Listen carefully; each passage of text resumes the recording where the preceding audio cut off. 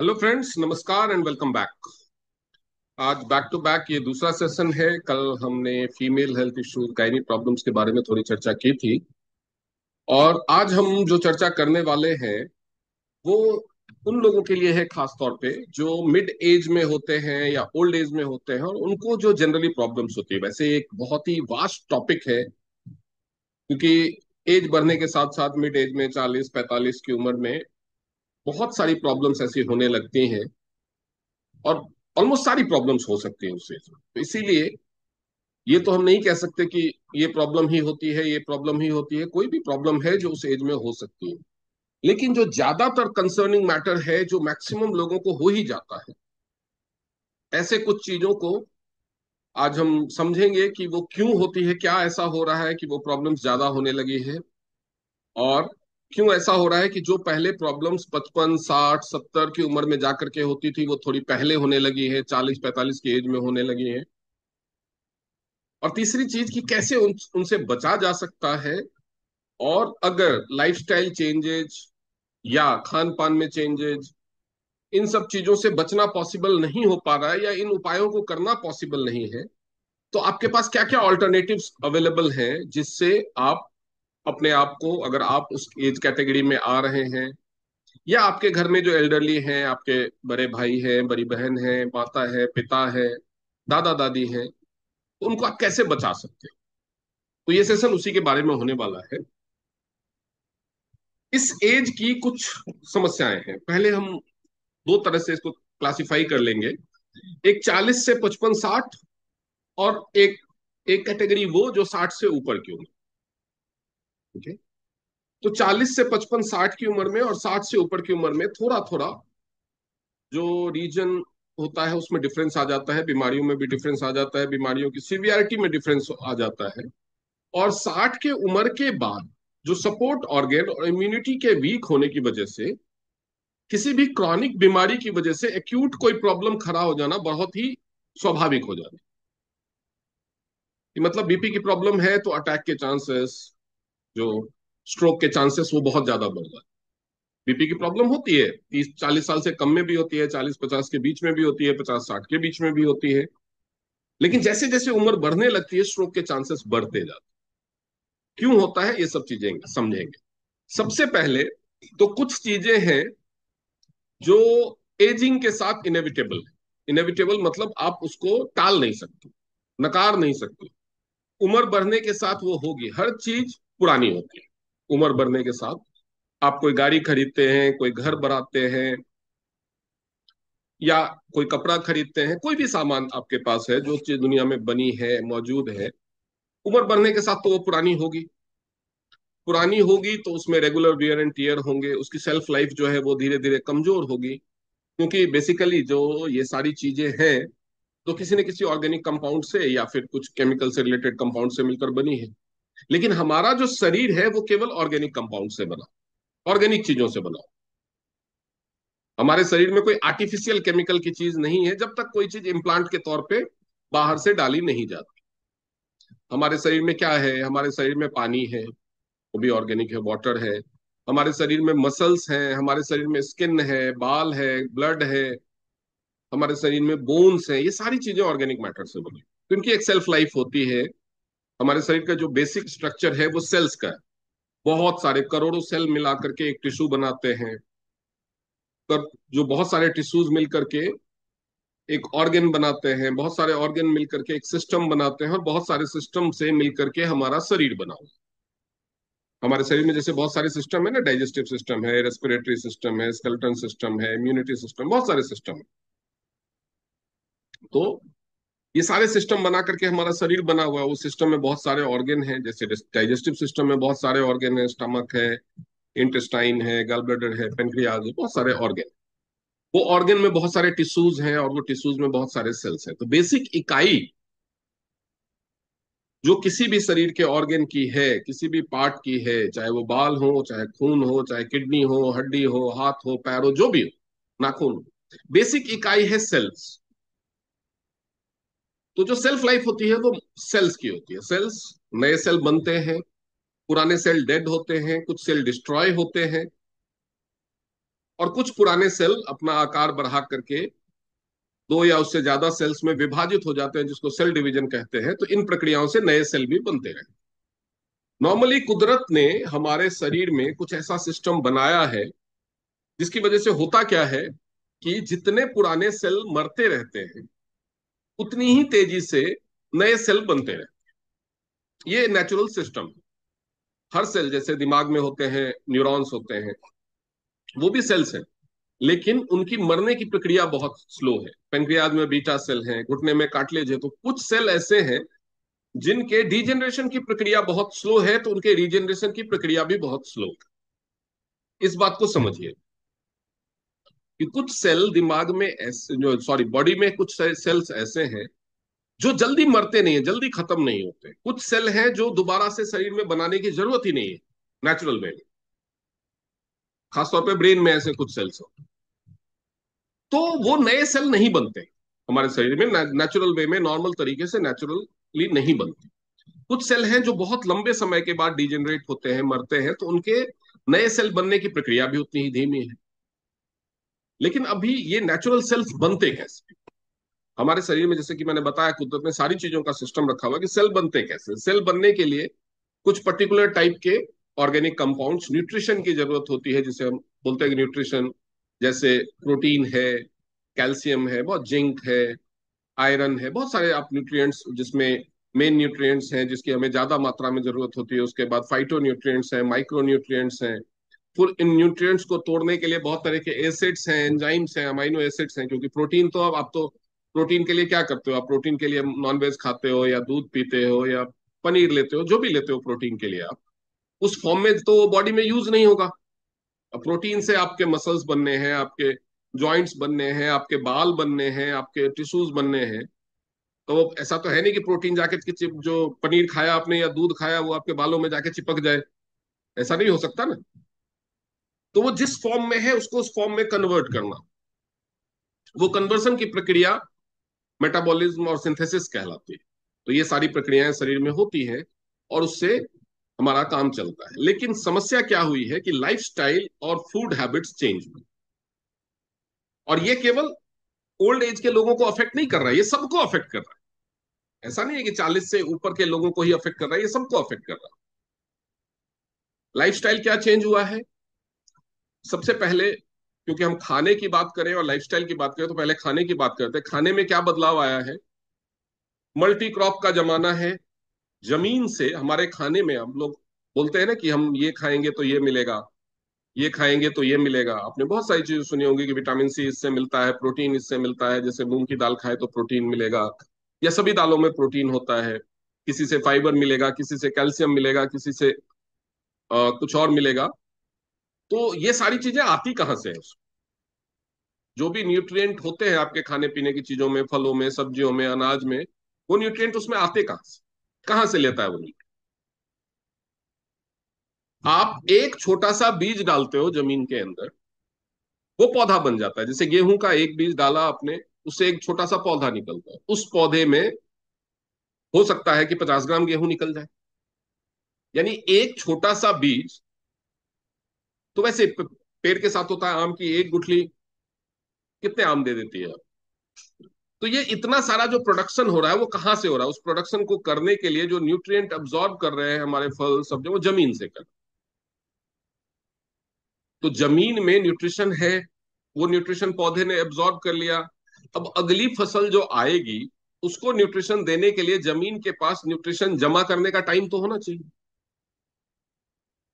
आप खाना खाते हो, काम करते हो, आपने खाने से जो न्यूट्रिशन, जो एनर्जी लिया था वो खत्म हो गई, तो दोबारा खाना खाते हो ना। कि आपको खाना खाने का वक्त ना दिया जाए, केवल काम कराते रहा जाए, या आप गाड़ी चलाते रहो उसमें पेट्रोल ही ना भरो, उसको ब्रेक ना दो, तो क्या होगा? लेकिन जमीन के साथ यही हो रहा है। मल्टी क्रॉपिंग की वजह से क्या हो रहा है कि फसल जब उगती है, उसको कटती है, हफ्ता 10 दिन में दूसरी फसल, 15 दिन में दूसरी फसल लगाना शुरू कर देते हैं, तो जमीन को न्यूट्रिशन जमा करने के लिए टाइम नहीं मिला। लेकिन न्यूट्रिशन अगर जमीन में नहीं होगा तो फसल उगेगी नहीं।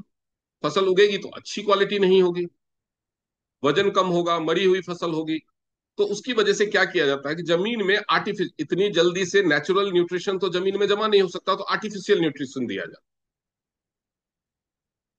जिसको हम फर्टिलाइजर्स बोलते हैं, उर्वरक। फर्टिलाइजर्स क्या है? केमिकल से बने हुए, जल्दी जल्दी जमीन में अब्जॉर्ब हो गया। केमिकल से जो भी चीज, चाहे आपकी वो दवाइयां बने या जमीन की दवाई बने, पेड़ पौधों में ही डायरेक्टली इंजेक्शन हो रहा है, आपने देखा होगा आम में, इस सब में चीजों में होता है। तो केमिकल का पर्पस ही होता है जल्दी जल्दी काम, क्वालिटी या ओरिजिनलिटी नहीं होती। फर्टिलाइजर डाला, जल्दी जल्दी जमीन में जो भी चाहिए था वो जमीन में हो गया। यूरिया चाहिए, पोटास चाहिए, जो भी चाहिए वो जमीन में हो गया, जमीन पौधे ने एब्जॉर्ब कर लिया। लेकिन एब्जॉर्ब क्या किया? केमिकल किया। तो उसके बाद फसलों को बचाने के लिए कीटनाशकों का, खरपतवार नाशकों का, सबका इस्तेमाल हो रहा है धड़ल्ले से। उसके बाद आपने एक चीज गौर किया होगा कि आप बाजार से सब्जी खरीद के लाते हैं, रेफ्रिजरेटर में रखते हैं, वहां पे भी कोल्ड चेन मेंटेन हो रहा है, लेकिन वो सब्जी आपकी 3-4 दिन में खराब हो जाती है। लेकिन वही सब्जी कोल्ड स्टोरेज में महीनों तक रहती है, वहां खराब नहीं होती। क्यों नहीं होती? क्योंकि वहां पे प्रिजर्वेटिव केमिकल स्प्रे किया जाता है। तो ये सारा कुछ हमारे शरीर में जा रहा है, सबके जा रहा है। जो 15 साल का है उसके शरीर में भी जा रहा है, जो 20 साल का है उसके शरीर में भी जा रहा है, जो 40 साल का है उसके शरीर में भी जा रहा है, जो 60 साल का है उसके शरीर में भी जा रहा है, जो 80 साल का है उसके शरीर में भी जा रहा है। वही हाल पोल्यूशन का है, एयर पोल्यूशन का, वही फूड का पोल्यूशन हो गया ये। वही हाल एयर पोल्यूशन का है, वही हाल वाटर पोल्यूशन का है, हर चीज में वही हाल। तो ये पोल्यूशन अभी बढ़ा है, बहुत ज्यादा बढ़ा है, लिमिट से ज्यादा बढ़ गया। आप देखते होंगे ना कि शहर AQI इंडेक्स, जो एयर क्वालिटी इंडेक्स है, कितना होना चाहिए, अभी आपके शहर का कितना, ये सब शहरों का दिखाते रहते हैं।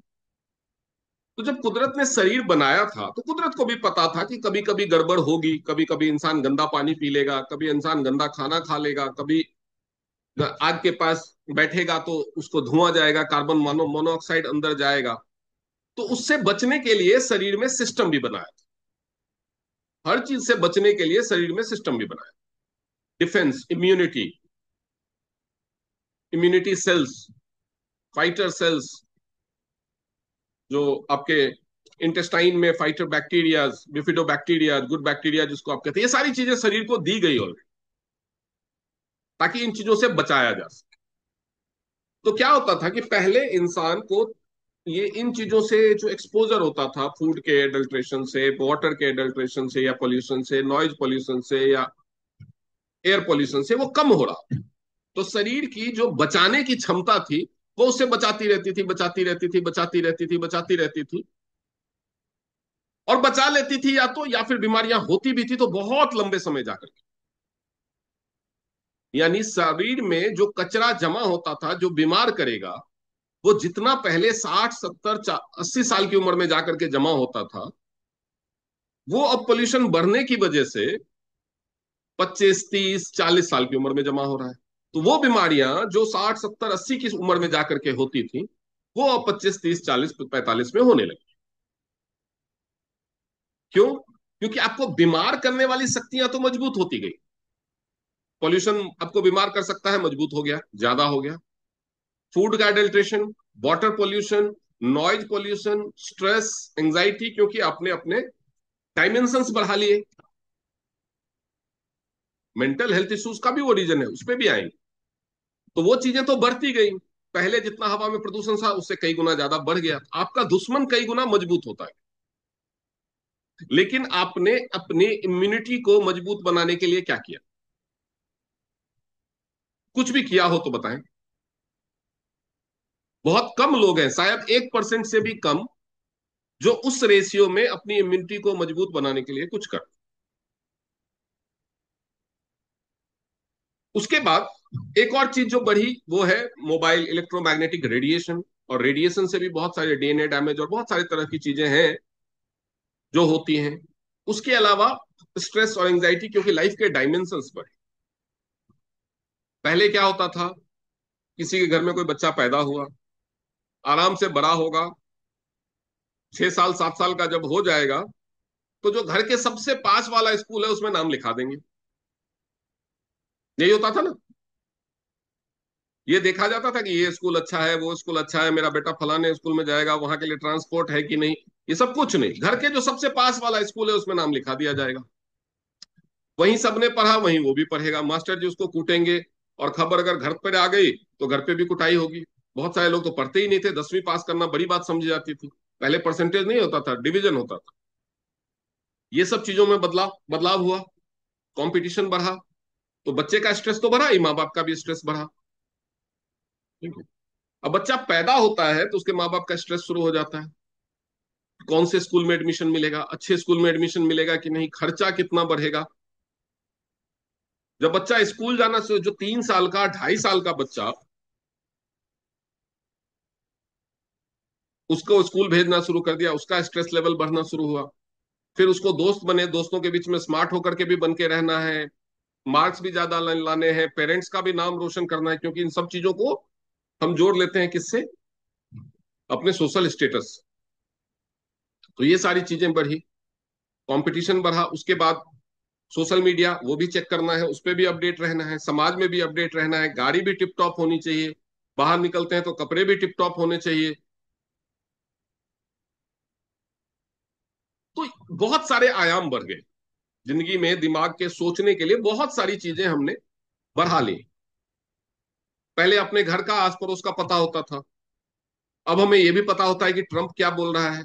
अब हमें यह भी पता होता है कि यूक्रेन में क्या चल रहा है, रसिया में क्या चल रहा है, भी उस पर भी हमें अपना ओपिनियन रखना होता है। नहीं रखेंगे तो सोशल सर्किल में हम गंवार कहलाएंगे। तो हमने अपने लाइफ के डायमेंशंस बढ़ा ली। इस ये गलत है सही है हम उस पर डिपेंड डिबेट नहीं कर रहे हैं, गलत सही आप जानो। मैं जो आज बताने आया हूं कि आपके दिमाग का जो दायरा है वो बढ़ा, तो उसको उसकी मेहनत ज्यादा हुई। तो वो शरीर को रिपेयर करने के लिए और मेंटल बैलेंस पीस की तरफ ना जा करके एंजाइटी स्ट्रेस ये सब चीजें बढ़ने लगी, नींद कम होने लगी, सोने का टाइम अब आपको कम मिलता है। क्यों? क्योंकि अपडेटेड रहना भाई, नेटफ्लिक्स भी देखना है। अब वेब सीरीज आया तो जब तक खत्म नहीं करेंगे तो कल को कहीं ऑफिस में चर्चा हो गई कि फलाने वेब सीरीज में ये वाला डायलॉग सुना, तो हम वहां पे बेवकूफ कहलाएंगे, हम बोलेंगे नहीं हमने तो नहीं देखा। तो ये सारी चीजें हो रही हैं। साल भर एक ही डीपी लगी रहेगी स्टेटस में या व्हाट्सएप के स्टेटस में फोटो में, तो लोग क्या कहेंगे, ये तो कहीं घूमने ही नहीं जाते, ये तो नए कपड़े ही नहीं पहनते, हमारा मजाक बन जाएगा समाज में। तो वो भी टेंशन है। तो बहुत सारी चीजें हैं कुल मिला के। तो उसकी वजह से मानसिक रोग भी होने लगे, और अपने मानसिक शांति के लिए भी बहुत कम लोग हैं जो अलग से कुछ करते हैं, दिमाग को जो डाइट देना चाहिए वो नहीं देते। तो ये सारी चीजों से बीमारियां बढ़ गई, न्यूक्लियस फैमिली होने लगी, ज्वाइंट फैमिली का चलन कम हुआ क्योंकि रोजगार के चक्कर में लोग घरों से दूर जाने लगे। तो मन की बात, कभी कोई जो मन में अवसाद हो वो सारी चीजें करने के लिए, शेयर करने के लिए कोई रहा नहीं। बच्चों के सुनने के लिए उनके पास पेरेंट्स नहीं रहे, पेरेंट्स की सुनने के लिए उनके पास बच्चे नहीं रहे। पहले जब ज्वाइंट फैमिली होती थी तो बच्चे होते थे, पेरेंट्स होते थे, फिर दादा दादी होते थे। तो कोई छोटा बच्चा जब कोई शरारत करता था तो उसके मन में डर आता था, और वो डर दूर कैसे होता था, दादी के पास जाके छुप जाता था, या नानी के पास जाके छुप जाता था कि पिताजी से पिटाई नहीं होगी, वो बचा लेंगे। वो सारी चीजें खत्म हो रही। तो अब ये सब चीजें इनेविटेबल है, समाज क्योंकि वक्त के साथ चलना है, इसी समाज में रहना है। हम एकदम से अलग से सन्यासी होकर के भी नहीं रह सकते, तब और दूसरे तरह की प्रॉब्लम्स शुरू हो जाएंगी।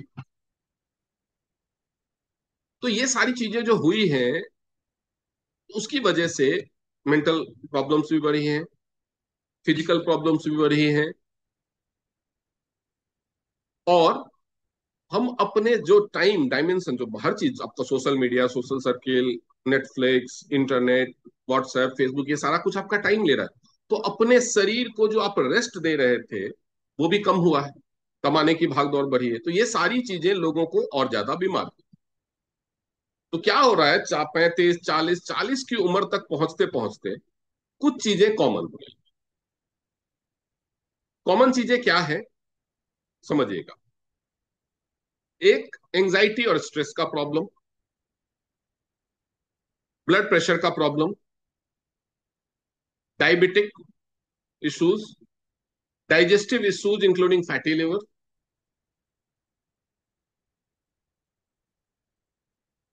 उसके अलावा sexual डिस्फंक्शंस, hormonal imbalances,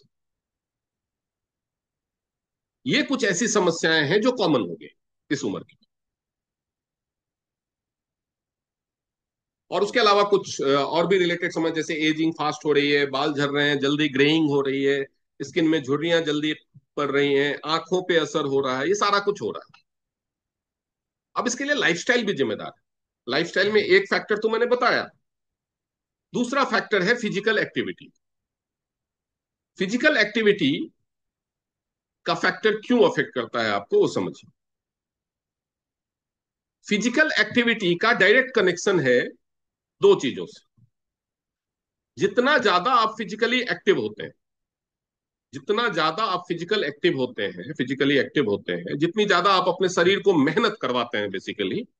physically active होने का मतलब मैं दिन भर तो दुकान पे ही रहता हूँ, मैं दिन भर तो किचन में ही रहती हूँ, वो नहीं है। कैलोरी बर्निंग वर्क, मेहनत वाला वर्क, जिसमें आपके शरीर को मेहनत करनी पड़े,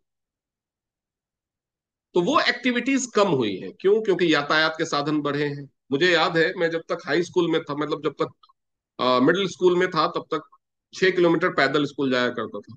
उसके बाद हाई स्कूल में साइकिल से गया, कॉलेज तक मैंने 12th तक साइकिल से गया, फर्स्ट ईयर तक समझ लीजिए। उसके बाद तो मैं मेडिकल कॉलेज में चला गया, वहां पे भी रहा साइकिल पे। लेकिन अब क्या होता है कि अगर 1 किलोमीटर दूर भी बच्चे का स्कूल है, तो उसको या तो माँ बाप छोड़ने जाएंगे, या स्कूल की बस होगी, या कैब होगी। होता है या नहीं होता? मैं ये नहीं कह रहा कि बच्चों को पैदल भेज दो या साइकिल से भेज दो, क्योंकि ट्रैफिक का सिनेरियो बदला है, भीड़ भाड़ बढ़ी है, क्राइम बढ़ा है, तो दिक्कतें हैं। मैं ये मान रहा हूं कि मजबूरी है। लेकिन कुछ लोग सोचेंगे कि आप ज्ञान दे रहे हो। मैं ज्ञान दे रहा हूँ, मेरा काम है ज्ञान देना। लेना ना लेना आपकी मर्जी है। मैं यहाँ बैठा ही ज्ञान देने के हूँ, आपके साथ गाना सुनाने के लिए तो बैठा नहीं हूँ, ना ही आप लोग गाना सुनने के लिए बैठे हो। लेकिन इस चीज को ऐसे समझिए कि बारिश हो रही है, आपको बाहर जाना है, ये आपके हाथ में नहीं है, मजबूरी है। लेकिन बारिश से बचने का उपाय तो कर सकते हैं। तो इस तरह का लाइफस्टाइल जीना मजबूरी है, मैं मान रहा हूं, आप शौक से नहीं कर रहे। आप भी नहीं चाहते कि बच्चों को बहुत ज्यादा कंफर्ट दिया जाए, लेकिन देना मजबूरी है।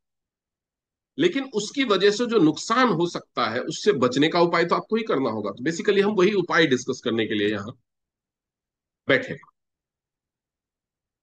तो वहां पे फिजिकल एक्टिविटी कम हो गई, फिर स्कूल यातायात के साधन बढ़े हैं, अब ज्यादातर लोगों के पास टू व्हीलर, बाइक, कार वगैरह हैं, और पब्लिक ट्रांसपोर्ट के भी साधन बढ़े हैं। पहले लोग 10-10, 15-15 किलोमीटर स्कूल ऑफिस भी साइकिलिंग करके जाते थे, अब नहीं हो रहा है ऐसा। उसके अलावा सब कुछ रिमोट से कनेक्ट हो गया है, तो घर में भी फिजिकल एक्टिविटी कम होती है। ज्यादातर लोगों के घर में डोमेस्टिक हेल्प है, पहले चक्की चलाना, वो और धान कूटना, और बहुत सारे तरह के खेत में हल चलाना, या अपना गार्डनिंग करना, बागबानी करना, सबका अपना किचन गार्डन होता है। बहुत सारी फिजिकल एक्टिविटीज हैं जो टाइम के साथ खत्म हो गई। आउटडोर्स गेम्स खत्म हो गए। खासतौर पे शहरों और मतलब अर्बन और सेमी अर्बन एरिया में रहने वाले बच्चों के पास तो आउटडोर एक्टिविटी के लिए जगह ही नहीं है, कहाँ खेलेंगे? और कुछ सिक्योर जगह है तो भी पेरेंट्स नहीं भेजते, सिक्योरिटी कंसर्न है, क्योंकि पेरेंट्स के पास टाइम नहीं है कि उनके साथ बाहर जा सकें खेलने के लिए। बच्चा ग्राउंड में खेल रहा है तो थोड़ी देर वहां बैठे रहे। दादा दादी पास रहते नहीं है, वो गाँव में रहते हैं। रहते भी हैं तो वो खुद बीमार हैं, बिस्तर से उठ नहीं पाते। तो ये सारी चीजें घालमेल करके कुल मिलाकर के मुश्किलें बढ़ा रही। तो बड़े होने के बाद भी कंफर्ट बढ़ा है, एयर कंडीशनड ऑफिस, गाड़ी में एसी, और उसके बाद घर में भी एसी। तो नेचुरल टेम्परेचर से बॉडी को एक्लेमेटाइज करने का टाइम ही नहीं मिल रहा है। तो बहुत तरह की चीजें हैं जो लाइफस्टाइल फैक्टर के तौर पे भी। लेकिन फिजिकल वर्कआउट का क्या असर है? फिजिकल वर्कआउट से क्या होता था? जब पहले लोग बहुत ज्यादा फिजिकल वर्क करते थे तो होता क्या? तीन चीजें होती थी, तीन फायदे होते थे। पहला फायदा, ब्लड सर्कुलेशन ऑप्टिमम है। ब्लड सर्कुलेशन ऑप्टिमम रहता। ऑप्टिमम मतलब पूरी तेजी से, जितनी आप तेजी से चलते हैं आपके शरीर में ब्लड उतनी तेजी से चलता है। क्यों? क्योंकि जब आप मेहनत करते हैं तो आपका शरीर का जितने सेल्स हैं, खास तौर पे मसल्स के और बोन्स के जितने सेल हैं, हार्ट के जितने सेल हैं, लंग्स के जितने सेल हैं, बहुत सारे सेल को मेहनत करनी पड़ती है। मेहनत करने के लिए एनर्जी चाहिए, एनर्जी के लिए उनको खाना बनाना पड़ेगा, खाना बनाने के लिए न्यूट्रिशन और ऑक्सीजन चाहिए, न्यूट्रिशन और ऑक्सीजन चाहिए होगा तो वो ब्लड से ही मिलेगा, क्योंकि हर सेल को न्यूट्रिशन और ऑक्सीजन पहुंचाने का काम करता है ब्लड। तो जितना आप मेहनत करेंगे, आपके सेल्स को उतनी ज्यादा न्यूट्रिशन की जरूरत होगी और उतना आपका ब्लड सर्कुलेशन इंप्रूव होगा, हर सेल तक पहुंचेगा, क्योंकि हर सेल डिमांड करेगा। तो एक तो ब्लड सर्कुलेशन तेज होगा। तेज जब ब्लड सर्कुलेशन होता था तो कोई चीज जम प्लाक बिल्डअप या ब्लॉकेजेस तो वैसे नहीं होता था। पहले खाने पीने की चीजों में ऐसे फैक्टर्स थे भी नहीं, हाई फैट डाइट नहीं था, लेकिन वो हुआ। दूसरा, जब आप मेहनत करते हैं तो आपके शरीर की कैलोरी रिक्वायरमेंट बढ़ती है, यानी एनर्जी की रिक्वायरमेंट बढ़ती है। भाई मेहनत करेंगे तो एनर्जी चाहिए ना, एनर्जी खर्च होगी। तो जब कैलोरी बर्न होता है, एनर्जी खर्च होता है, तो शरीर में फैट स्टोर नहीं है, शुगर ज्यादा स्टोर नहीं होता। और तीसरा, जब आप पूरे दिन मेहनत करते हैं तो खूब ज्यादा थकते हैं और शाम को समय, रात को समय से सो जाते, क्योंकि फिजिकल फटीग है आपको। तो आप शरीर थक गया तो जल्दी नींद आ जाएगी और आप सो जाएंगे, यानी टाइम से सोएंगे। अगर आपको जल्दी नींद आती है तो ऑब्वियसली खाना भी जल्दी खाएंगे और समय से सो जाएंगे। तो आपके बॉडी का जो रिपेयर प्रोसेस है, हर ऑर्गेन का, जो हम ड्यूरनल, हमारी बॉडी, हम दिनचर हैं तो दिनचर लोगों का हर बॉडी के ऑर्गेन का रिपेयर का एक टाइम है, क्योंकि इंजन चलते हुए तो गाड़ी रिपेयर नहीं होती ना। तो जो भी बॉडी का ऑर्गेन रिपेयर होना है वो रेस्ट में तो होना चाहिए। जब आप चल रहे हो तब आपका घुटना रिपेयर तो नहीं हो सकता, जब आप मोबाइल पे कोई मूवी देख रहे हो तब आपकी आंखें रिपेयर नहीं हो सकती, जब आपका खाना पच पच रहा है उस समय आपका डाइजेस्टिव सिस्टम का कोई ऑर्गन रिपेयर नहीं हो सकता, जब आप कुछ पढ़ रहे हैं या कोई काम कर रहे हैं या टीवी देख रहे हैं या व्हाट्सएप पे किसी के साथ चैट कर रहे हैं, फोन पे किसी के साथ बात कर रहे हैं, तो आपके ब्रेन के सेल्स रिपेयर नहीं हो सकते। यानी जब आप जागते रहते हैं तो बहुत सारे ऑर्गन आपके एक्टिव रहते हैं। जागते रहते हैं, लेट तक कुछ ना कुछ खाते रहते हैं, तो आपका डाइजेस्टिव सिस्टम बहुत लेट तक एक्टिव रहता है, तो रिपेयर का टाइम ही नहीं मिलता। तो जो डेली वियर एंड टीयर हो रहा है बॉडी में, वो पहले आराम से रिपेयर हो जाता था, अब नहीं।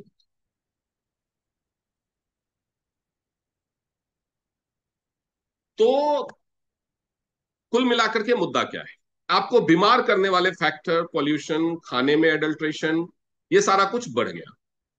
ठीक है, ब्लड सर्कुलेशन आपका घट गया, आप पूरे दिन सीडेंट्री लाइफस्टाइल जी रहे हैं, इसलिए आपके बॉडी को ज्यादा कैलोरी की जरूरत नहीं है, तो आपका मेटाबॉलिज्म भी अफेक्ट हुआ, मेटाबॉलिज्म आपका हो गया स्लो। ठीक है, और ब्लड सर्कुलेशन तेज होने की वजह से जो शरीर में टॉक्सिन्स जमा नहीं होने होते थे, वो ब्लड सर्कुलेशन शो होने की वजह से उनको जमा होने का टाइम मिल गया। और तीसरा, पहले जो पूरे दिन में थोड़ा बहुत नुकसान होता भी था शरीर को, वो रात को रिपेयर हो जाता था, वो रिपेयर वर्क अब नहीं होगा। ये हो सबके साथ रहा। एक 18 साल का, 20 साल का, 25 साल का युवक है, उसके साथ नहीं हो रहा ऐसा नहीं। लेकिन जैसे कि मैंने कहा, शरीर का अपना टॉलरेंस की एक लिमिट है, एक कैपेसिटी है। वो कैपेसिटी जब तक काम कर रही होती है तब तक वो उस समस्या को, उस डिसऑर्डर को डिजीज नहीं बनने देती, वो उसको एडजस्ट करता है।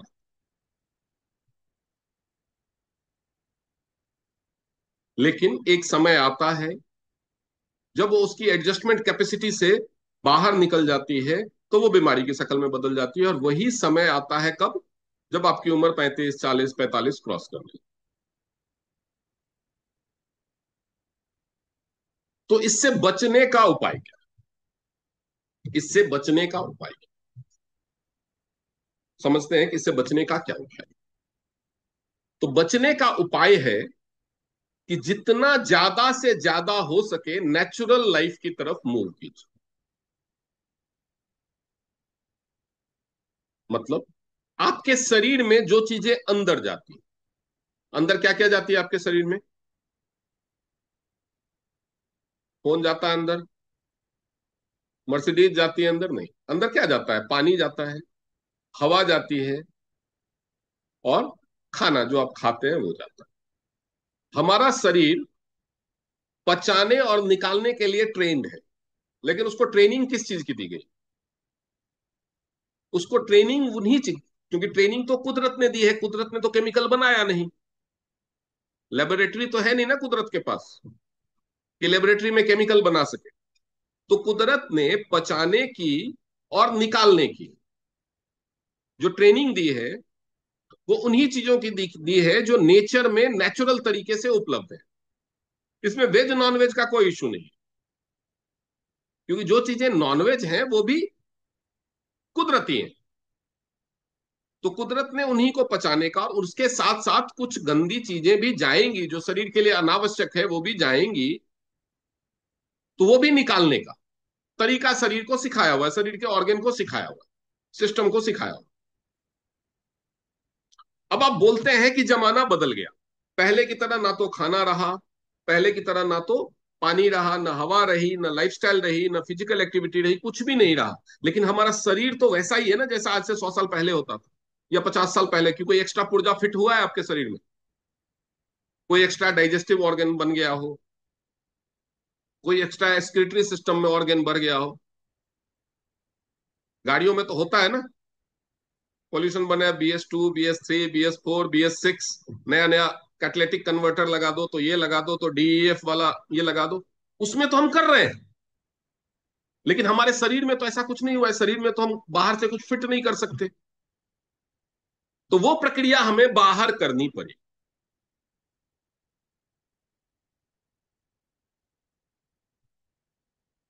जैसे कि शहर में रहना मजबूरी है, और शहर में आपके एयर पोल्यूशन ज्यादा है,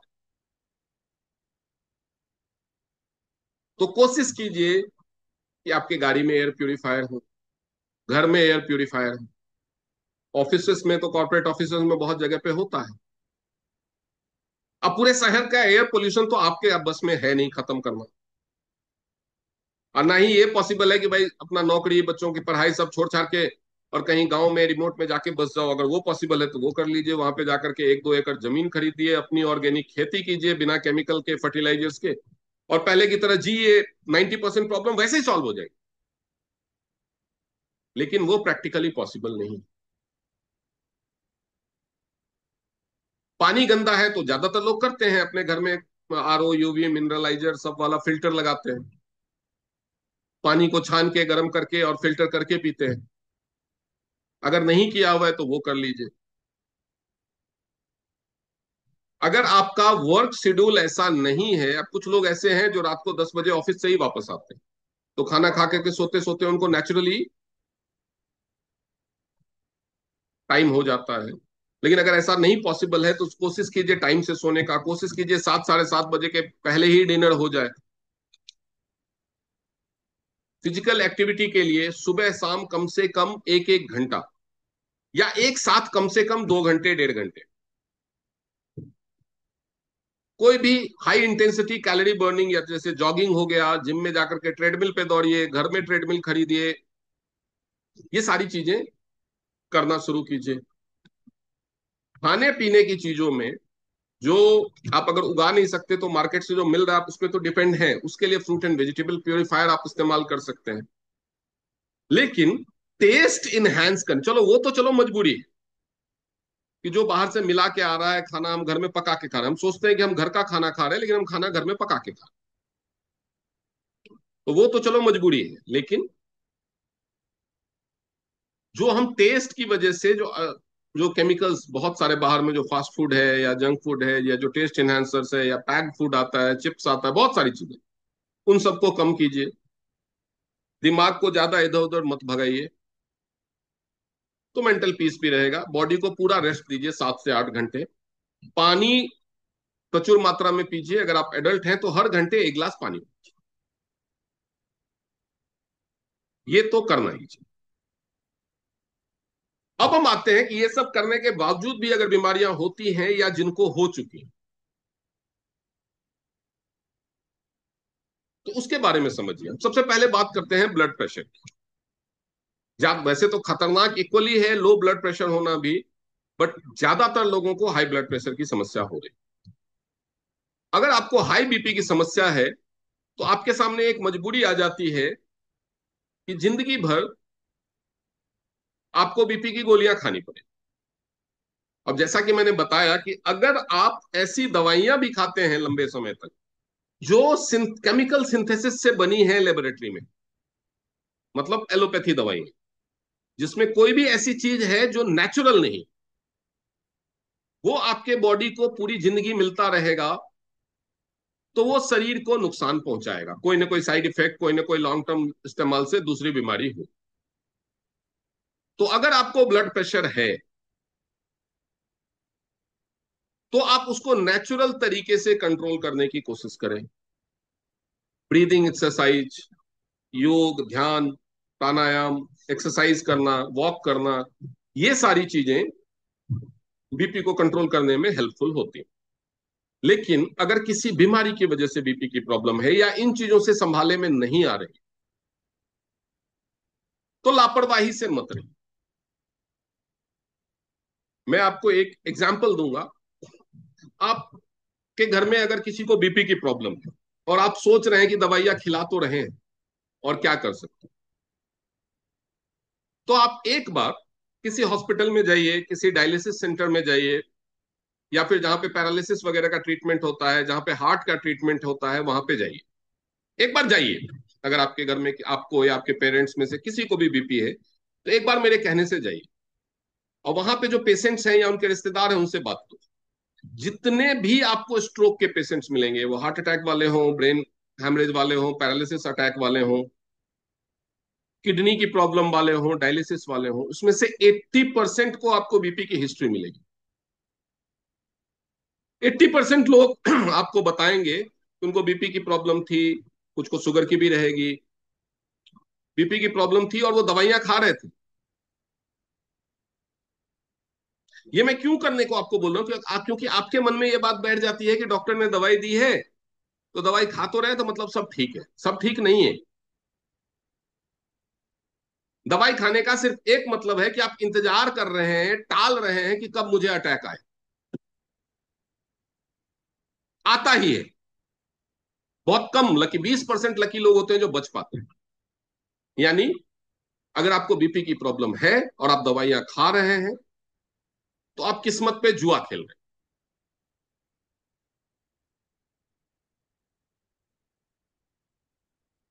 गारंटी नहीं है दवा से बचने की। 80% लोग नहीं बच पाते।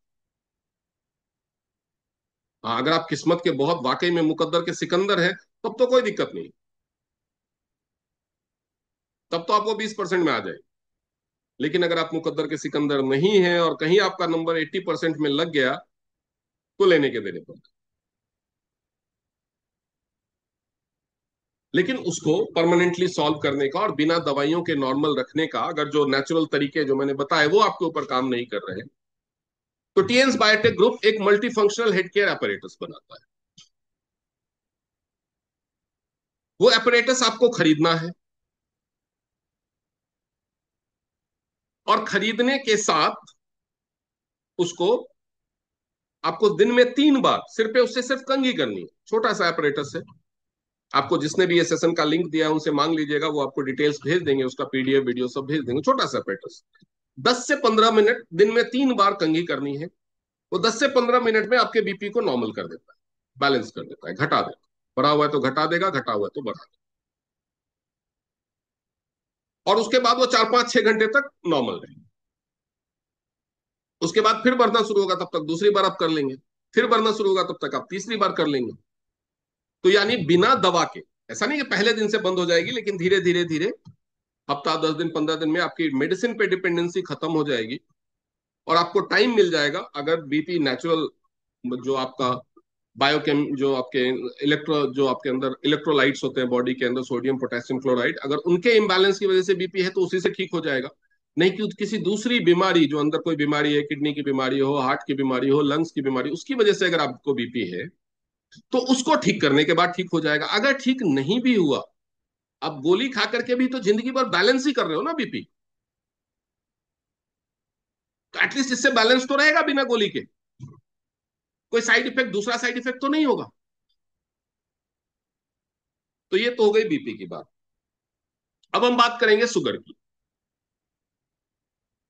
आज किसी का शुगर 200 हो, 250 हो, वो एक दो तीन चार मेडिसिन खाते हैं, 400 हो इंसुलिन लगाते हैं। कभी तो समय होता है जब वो शुगर थोड़ा सा बढ़ा होता है, जिसको बॉर्डर लाइन बोलते हैं। बहुत सारे लोग हैं, आप रिलेट कर पाएंगे, आप कुछ लोगों को जानते होंगे या आप में से भी कोई होंगे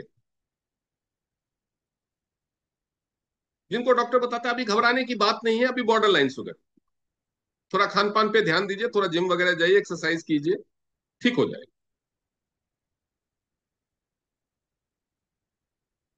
केवल आधे परसेंट लोग हैं जो ये बात सुनते हैं और मानते हैं और रिकवर कर लेते हैं, बाकी लोग नहीं करते।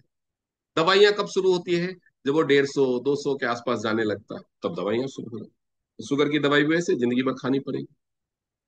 चले जाइए किसी किडनी डायलिसिस सेंटर में, शुगर के पेशेंट को तीन चार चीजें ही होती है। वैसे तो कुछ बीमारियां हैं जिसके नाम के साथ ही डायबिटिक लगा हुआ है, जैसे डायबिटिक रेटिनोपैथी, आंखें खराब होनी शुरू हो जाती है। डायबिटिक नेफ्रोपैथी, किडनी खराब होनी शुरू हो जाती है। डायबिटिक न्यूरोपैथी, नसों की प्रॉब्लम शुरू हो जाती है। इसके अलावा सेक्सुअल डिस्फंक्शन शुरू हो जाते हैं, सेक्सुअल डिसऑर्डर शुरू हो जाते हैं। तो ये प्रॉब्लम्स तो होती ही हैं। लेकिन अगर इन सब से कोई बहुत ध्यान रख रहा है, दवाइयां टाइम से ले रहा है, अच्छे डॉक्टर से दिखा रहा है, सब कुछ कर रहा है, तो शायद वो स्ट्रोक से बच जाए, शायद वो हार्ट अटैक से भी बच जाए। लेकिन अल्टीमेटली एक चीज तो जरूर होती है,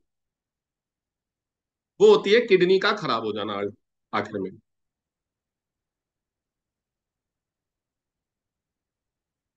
यानी अगर आप अभी 40 45 साल के हैं और आपको शुगर की प्रॉब्लम है, और आप फर्स्ट क्लास फ्री के चक्कर में हो, या नासमझी के चक्कर में हो, या ट्रस्ट इशू हो, या जो भी रीजन, एलोपैथी दवाइयों पे जिंदगी काट रहे हैं, तो यकीन मानिए आपके रिटायरमेंट के बाद वाला बुढ़ापा हफ्ते में 3 दिन डायलिसिस कराते हुए निकलेगा।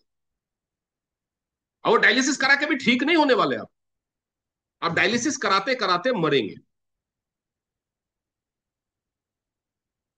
किस्मत वाले होंगे, कोई डोनर मिल गया, उसकी किडनी सेट भी हो गई, तो शायद बच जाएंगे। अरुण जेटली और सुषमा स्वराज जैसे लोगों को नहीं छोड़ा इस डायबिटीज में। हमारी आपकी औकात नहीं है कि उससे बेहतर मेडिकल फैसिलिटीज, उससे बेहतर दवाइयां, उससे बेहतर डॉक्टर मिल सके। तो अगर आप सोच रहे हो कि मैं अच्छे डॉक्टर से दिखा रहा हूँ, बड़े डॉक्टर से मेरा इलाज चल रहा है, मैं फर्स्ट क्लास दवाइयां खा रहा हूँ, तो इस बात को गहराई से समझ लो। मैं ये दो लोगों के नाम बता रहा हूँ, ऐसे लाखों लोग हैं, लेकिन ये दो प्रोमिनेंट फिगर हैं जिसके बारे में आप भी जानते हैं, इसलिए मैं नाम बता रहा हूँ। एक तीसरा नाम भी है, लालू प्रसाद यादव। बच गए क्योंकि उनकी बेटी ने उनको किडनी डोनेट किया और वो किडनी उनको पूरी तरह से सेट हो गई, फिर भी हेल्दी तो नहीं है ना। कैसी जिंदगी जी रहे हैं आप जानते हैं। किडनी ट्रांसप्लांट के बाद ऐसे जीना पड़ता है जैसे प्री मेच्योर पैदा हुए बच्चे को रखना पड़ता है ना, वैसे। बहुत इंपॉर्टेंट ऑर्गन है किडनी आपकी बॉडी का, और किडनी अफेक्ट होता है शुगर से भी और बीपी से। तो अगर आपको शुगर या बीपी किसी भी चीज की प्रॉब्लम है, तो समझ लीजिए कि किडनी पे खतरा शुरू हो गया। तो जब आप शुगर और बीपी के ट्रीटमेंट के बारे में सोचते हैं और उसके खर्चे के बारे में सोचते हैं, तो वो जो खर्चा आप कर रहे हैं वो ये सोच के कीजिए कि ये मैं किडनी बचाने के लिए, ये मैं जान बचाने के लिए कर रहा हूं। एक किडनी की कीमत क्या होती है? अगर मान लो, वैसे तो अलाउड नहीं है, इलीगल है, मान लो लीगल होता, और एक किडनी आपको खरीदनी पड़ती है अपने लिए, तो कितने की आती? करोड़, 2 करोड़, 5 करोड़। तो यानी अगर इस चीज से परमानेंट निजात पाने के लिए आपको खर्चा करना पड़ रहा है, तो वो खर्चा नहीं है, वो आप 5 करोड़ बचाने की व्यवस्था कर रहे हैं, और जान की तो कोई कीमत ही नहीं है।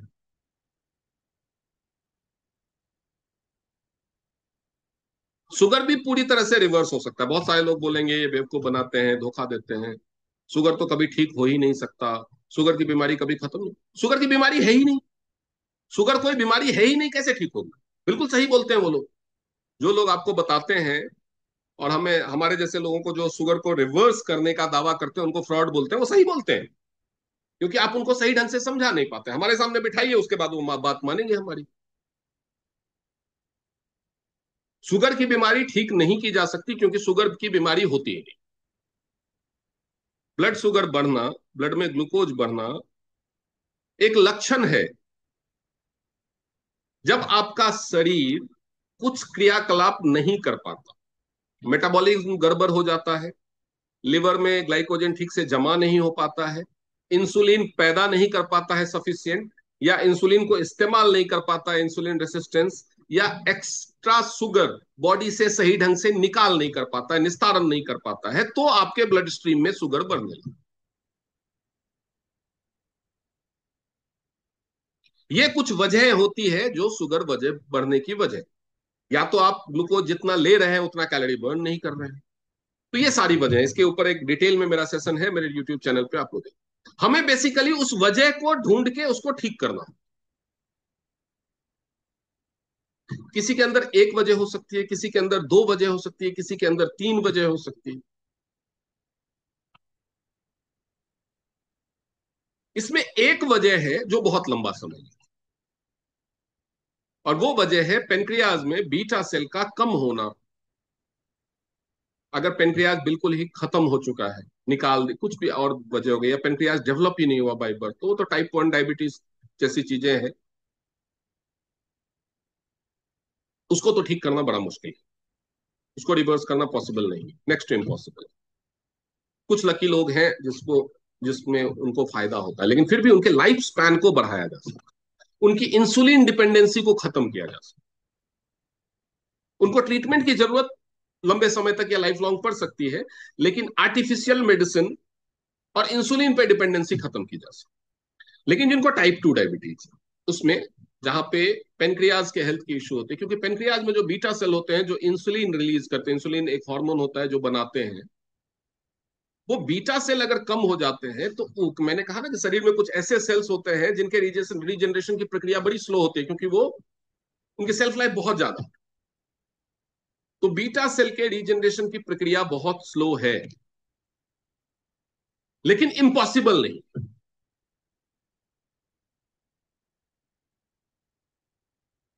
उसके लिए तरीका है कि जो जिम्निमा सिल्वेस्ट्रे, आप जिम्निमा सिल्वेस्ट्रे, गुरमार बूटी जानते होंगे, नहीं सुना होगा, जिम्निमा सिल्वेस्ट्रे के बारे में थोड़ा रिसर्च कीजिए। आईसीएमआर, एनआईबीएम सबके, एनआईएलएम सबके उस पर आपको मिल जाएंगे। हजारों रिसर्च हैं जिसमें यह साबित हुआ है कि जिम्निमा सिल्वेस्ट्रे बीटा सेल को रिजनरेट कर सकता है। लेकिन उस रास्ते में कुछ प्रैक्टिकल प्रॉब्लम्स आती हैं कि क्यों इफेक्टिवली वो कर नहीं पा रहा। जब ये पता है कि कर सकता है तो क्यों हो नहीं क्या पा रहा प्रैक्टिकल। तो वो जो प्रैक्टिकल प्रॉब्लम्स आती है उसी को टीएस बायोटेक ग्रुप ने रिसर्च करके दूर किया है। उसके बारे में मैंने अपने दूसरे सेशंस में बताया, वो आप देख सकते हैं, लेकिन पॉसिबल।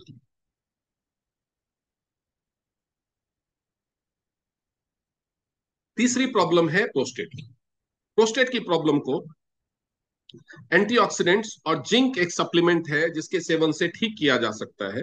साथ साथ उसमें ब्लड सर्कुलेशन को बढ़ाना पड़ता है, प्रोटीन के इंटेक को बढ़ाना पड़ता है, और साथ में ब्लड सर्कुलेशन, ताकि जो न्यूट्रिएंट्स है वो वहां पे जा सके सफिशिएंट मात्रा में, ताकि वो जल्दी रिपेयर हो सके।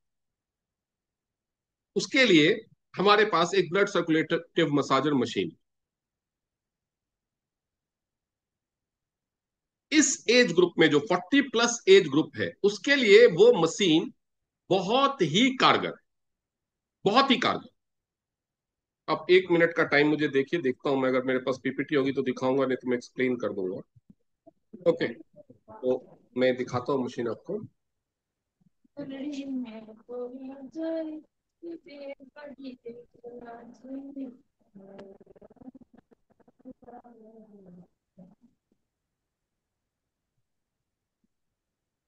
ये कैलाश नाम से कौन ज्वाइन है? उनका माइक कनेक्टेड नहीं है, फिर भी आवाज आ रही है। वो अपने आप को म्यूट कर लीजिए, otherwise I have to remove you.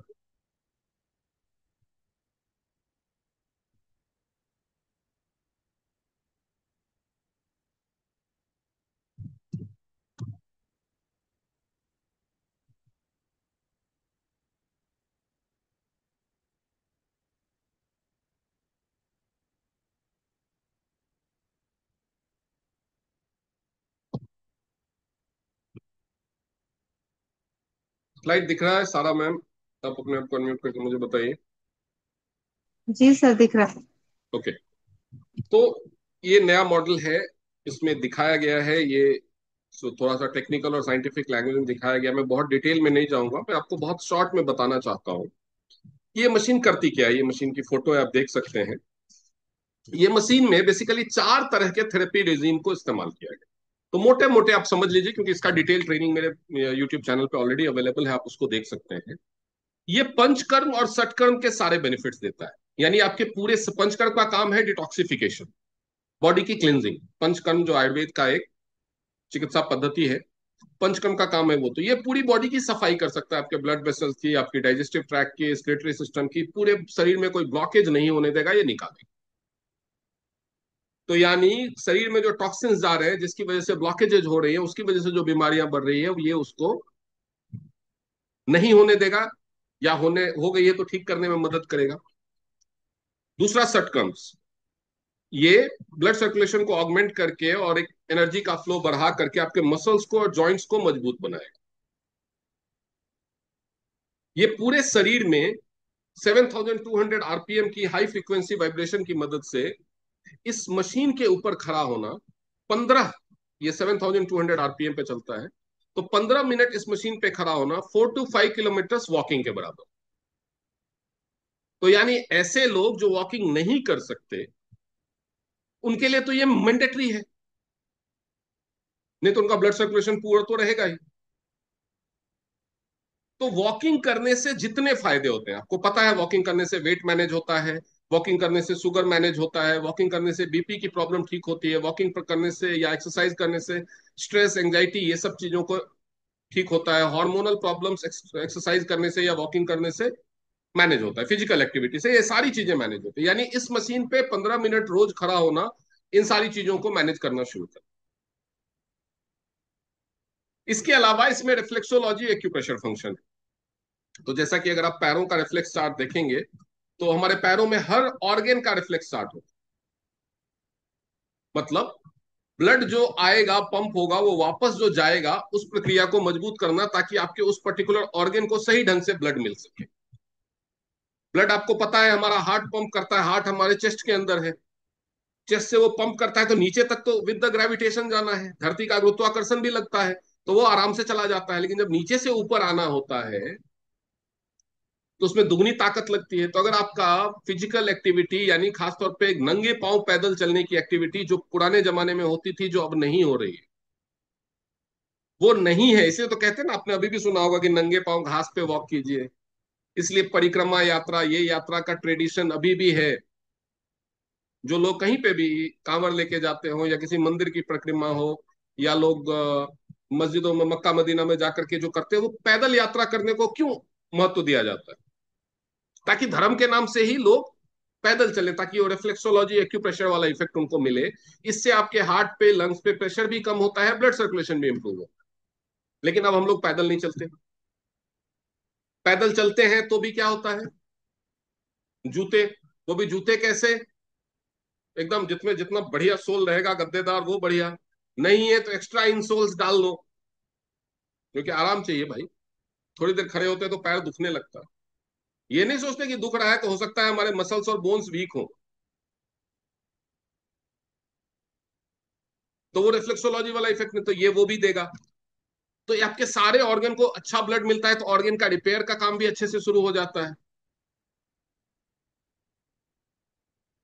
और आपके हार्ट पे पड़ने वाला प्रेशर भी कम हो जाता है, तो बीपी को भी बैलेंस करने में हेल्प करता है। अब अगर आप इसको दिन में 2 बार यूज कर रहे हैं, यानी सुबह शाम 4-5 किलोमीटर दोनों टाइम आप वॉक कर रहे हैं, तो क्या आपका मोटापा, शुगर, फैट, फैटी लिवर, ये सब समस्या रहेगी अगर आप सुबह शाम दोनों टाइम 4-5 किलोमीटर वॉक करना शुरू करो तो जब ये मशीन भी यूज करेंगे तो नहीं रहे। तो मैंने कहा कि जो लोग चल फिर नहीं सकते, वॉक नहीं कर सकते, ऐसा नहीं कि जो बीमार हैं, बूढ़े हैं, उसी वजह से नहीं कर सकते। और भी बहुत सारे रीजन हैं जिसकी वजह से लोग नहीं कर पाते। पहला तो अगर सुबह शाम दोनों टाइम आपको 4-5 किलोमीटर वॉक करना है तो डेली 3-3.5 घंटे फ्री होने चाहिए आपके पास। कम से कम 3 घंटे तो फ्री चाहिए। 10 किलोमीटर वॉकिंग करने, अगर आप फास्ट वॉकिंग करते हैं तो 2-2.5 घंटे तो चाहिए। उतना टाइम नहीं होना। कुछ लोगों का वजन ज्यादा है तो वॉक करने से सांस फूलने लगती है, घुटनों में, एंकल में, कमर में दर्द होने लगता है। तो बहुत सारी चीजें हैं जिसकी वजह से नहीं होता। इसके अलावा वॉकिंग के वैसे तो कोई साइड इफेक्ट्स नहीं है, लेकिन कुछ लोगों को वॉकिंग करने के बाद बहुत भूख लगती है, कुछ लोगों की सांस बहुत तेज चलने लगती है, कुछ लोगों का बीपी बढ़ जाता है। तो वो सारी प्रॉब्लम्स नहीं होगी क्योंकि इस पे आपको सिर्फ खड़ा होना है। इसके अलावा जो इसमें एक चौथा बेनिफिट है, वो जब आप इस मशीन को देखेंगे तो देखेंगे कि इस पे जो ये व्हाइट डॉट जैसे दिख रहे हैं वो मैग्नेट्स हैं। वो आपके ब्लड को मैग्नेटाइज करते हैं। वो क्यों डाला गया है? ताकि आपका जो बायो इलेक्ट्रिक पोटेंशियल है वो इम्बैलेंस ना हो और ब्लड में आयरन की क्लॉटिंग ना। ये अचानक जो आजकल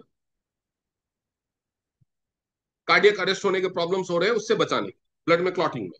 और दूसरा, खाली पैर जब आप जमीन पे चलते हैं तो क्या होता है, जब आप एक पैर रखते हैं, ऐसे चलते हैं ना, तो जब आप एक पैर रखते हैं तो आपका जो इम्बैलेंस्ड बॉडी का बायो इलेक्ट्रिसिटी है वो धरती ले लेती है। धरती बहुत बड़ा चुंबक है, दुनिया का सबसे बड़ा चुंबक है। और उसको बैलेंस करके दूसरे पैर से, तो यानी खाली पैर, बेयर फीट, जमीन पे वॉक करने से, जमीन पे वॉक करने से bare feet blood pressure balance होता है। लेकिन वो प्रक्रिया हो नहीं रही है क्योंकि हम खाली पैर चलते नहीं है। खाली पैर चले भी तो कहाँ चले? जिम में जाकर के ट्रेडमिल पे दौड़े? जमीन कहाँ मिलेगी? सड़क पे दौड़े या गार्डन में जो पेवमेंट्स बने हुए, वॉकिंग ट्रैक बना हुआ, वहां दौड़े? कोई फायदा नहीं। कंक्रीट का जंगल में रहते हैं। तो ये सारे फायदे ये देता है। यानी अगर आपको बीमारियों से बच के रहना है तो भी ये पूरे परिवार के लिए उपयुक्त है। आप सोचिए ना, आप में बहुत सारे लोग इस बात से रिलेट कर सकते हैं कि आपके परिवार में सबको या दुनिया में जितने लोग हैं सबको पता है कि वॉकिंग करना सेहत के लिए अच्छा है। पता है कि नहीं? कितने लोग कर पाते हैं? आप अपने परिवार से रिलेट कीजिए, कितने लोग कर पाते?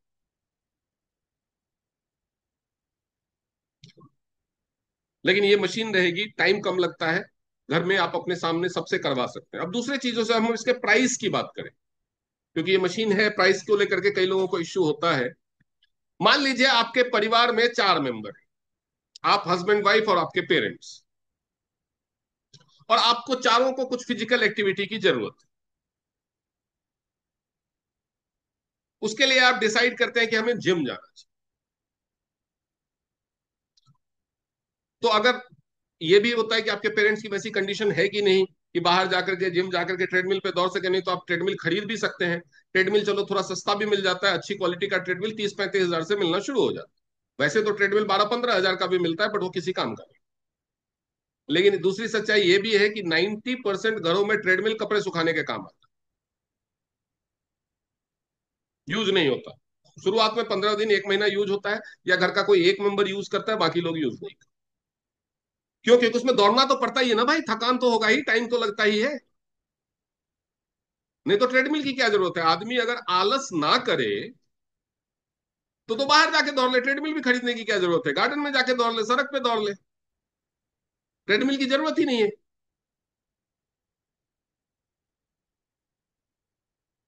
तो बाहर आदमी जाके नहीं दौड़ता क्योंकि आलस है। तो आलस वही ट्रेडमिल पे भी लागू हो जाता है। दौड़ना तो उसपे भी है, भले घर में दौड़ना है, लेकिन दौड़ना तो है घर में। आप ऑन द स्पॉट रनिंग कर सकते हो एक ही जगह पे। तो वो तो होता नहीं है। और खास तौर पे अगर आपके एल्डर के मान ले, फिर भी अगर हम खर्चे की बात करें तो ट्रेडमिल पे लिया तो 25-30-35 हजार का खर्चा है। या अगर आपके परिवार के 4 लोग जिम भी जाना शुरू करें तो 4,000 रुपये महीना, कम से कम। अगर आप किसी लो कॉस्ट जिम में जा रहे हो, मेंबरशिप लेकर के जा रहे हो, नहीं तो प्रीमियम जिम्स में और मेंबरशिप के साथ भी 2,500-3,000 रुपये पर हेड का मेंबरशिप होता है। 4,000 लोगों के लिए 10,000 रुपये महीना देंगे, या 4,000 महीने में देंगे, साल में आप 50,000 रुपये जिम की मेंबरशिप, फिर जाने आने का टाइम, चारों लोगों का, एक जिम जाएंगे भी तो 1-1.5 घंटा करेंगे, उसके बाद आपका शरीर थकेगा, मेहनत, और आपके जो घर में एल्डरली है, हो सकता है उनके कंडीशन ऐसी ना हो, टाइम ना हो, ये सारी चीजें ये बचाएगा। और इसकी कॉस्ट, वन टाइम कॉस्ट, इसका वैसे प्राइस जो है 62,700 है, लेकिन अभी ये शायद 10,000 रुपीज इस पे डिस्काउंट है इस महीने में। एग्जैक्ट प्राइस मुझे नहीं पता, बट ये 52,000 के आसपास मिल रहा है।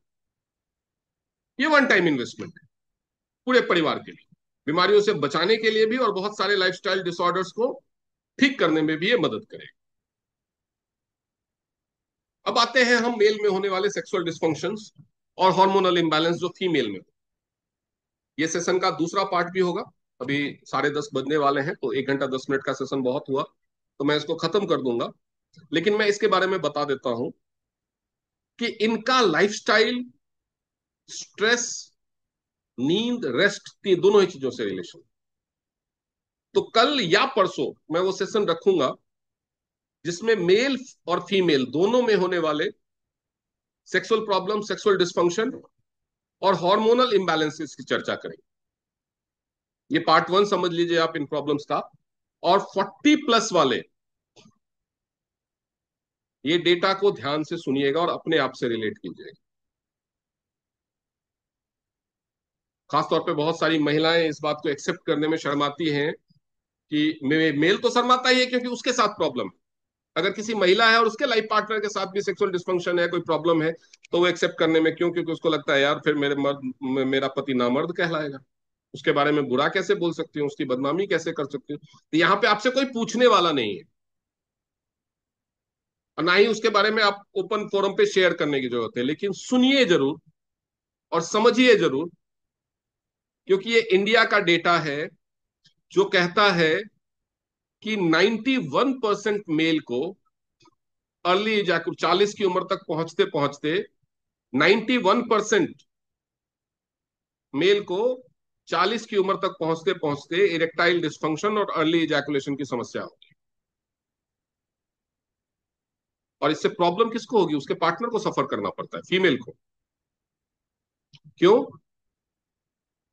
क्योंकि उनको एक प्रॉब्लम हो जाती है, बिकॉज अगर प्रॉपर सेक्स लाइफ नहीं होती है तो एक प्रॉब्लम होती है, उसको कहते हैं इनऑर्गेज्मिया। और इनऑर्गेज्मिया की वजह से फीमेल के अंदर बहुत सारे हार्मोनल इंबैलेंस हो जाते हैं, जिसकी वजह से पीरियड डिस्टर्ब होना, फाइब्रॉइड्स और यूट्रस में सिस्ट की प्रॉब्लम, मेंटल हेल्थ के इश्यूज, एंजाइटी, स्ट्रेस, नींद ना आने की समस्या, हॉट फ्लैशेस, गुस्सा आना, चिड़चिड़ापन होना, इवन अर्ली मेनोपॉज, बल्कि यूट्रस, ये सारी समस्याएं। तो बहुत ही इंपॉर्टेंट होगा जो नेक्स्ट सेशन होगा वो समझना। वो मैं आप लोगों को लिंक शेयर करूंगा कि कब होने वाला है। उसके अलावा कुछ जो मेंटल इश्यूज होते हैं और ओल्ड एज में, क्योंकि ये सेशन मुझे लगता है मैंने आप लोगों को बहुत पहले बताया था कि ओल्ड एज में होने वाले हेल्थ इश्यूज पे हम लंबा डिस्कशन करेंगे। उसके बाद अल्जाइमर्स है, डिमेंशिया है, याददाश्त भूलने की प्रॉब्लम बुढ़ापे में होती है। ठीक है। उसके बाद यूरिन की प्रॉब्लम है, बहुत सारे एडल्ट्स को एडल्ट डाइपर यूज करना पड़ रहा है, वो क्यों हो रहा है, उससे कैसे बचना है। आप सोच रहे होंगे मैं 40-45 साल का हूं, मुझे तो नहीं हुआ, आप भी तो किसी दिन 60 साल के हो गए। तो होने के बाद उसको ठीक करना है या ना हो उसके लिए पहले कुछ उपाय करना है, ये मैं आपके हाथ में छोड़ता हूँ। जैसे कि मैंने अभी बीसीएम मशीन का के बारे में बताया, तो कुछ लोगों को लग रहा होगा ये अपना मशीन बेच रहा है, मत खरीदो भाई। आपने नहीं खरीदा तो भी हमारी कंपनी 35 साल से तो सरवाइव कर रही है ना। आप आगे भी नहीं खरीदोगे तो जिसको खरीदना है वो खरीदता रहेगा, कंपनी सरवाइव करेगी। लेकिन बताना मेरा फर्ज है। मैंने आपको तो ये भी बताया कि आप बाहर जाकर के वॉक करना शुरू करो, लाइफस्टाइल अच्छा जीना शुरू करो, ब्लड सर्कुलेशन बढ़ाओ। ऐसा तो नहीं कहा कि वो मशीन ही खरीदो, लेकिन कुछ ऐसी चीजें हैं, प्रैक्टिकल प्रॉब्लम्स हैं जिसकी वजह से हम नेचुरल तरीके से नहीं जी पा रहे। तो वही बात है, बारिश है, निकलना मजबूरी है, तो छाता लेना पड़ेगा। तो ये सब जो मैं उपाय बता रहा हूं वो छाता है। तो वैसे ही मैं उन चीजों के भी उपाय बताऊंगा कि क्या कर सकते हैं। सबसे पहले तो मेल में ये डिसऑर्डर ठीक हो, क्योंकि लोग इसके साथ जीने लगते हैं। आईवीएफ, महिलाओं में कम उम्र में हार्मोनल इम्बैलेंसेस हो रहे हैं, वो बहुत दिनों तक ट्रीटमेंट ट्राई करते हैं, उसके बाद आईवीएफ करवाते हैं। आईवीएफ से बच्चा होने की समस्या तो सॉल्व हो जाएगी।